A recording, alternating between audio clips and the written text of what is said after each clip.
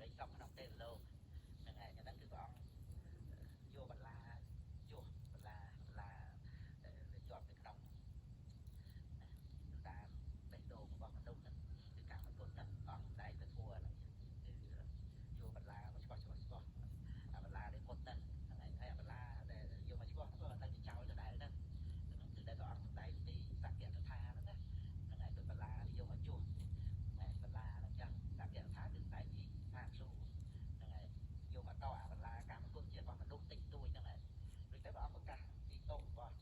កាមគុណនៅក្នុងភពហ្នឹងកាមាទិនវកថានេះទៅមកប្រកាសអានិសង្សកថានេះគឺនៃកាមានិសង្សនេះអានិសង្សដែលសាងមុខនោះនេះក្នុងដំណើរឈ្មោះព្រះនិព្វានណា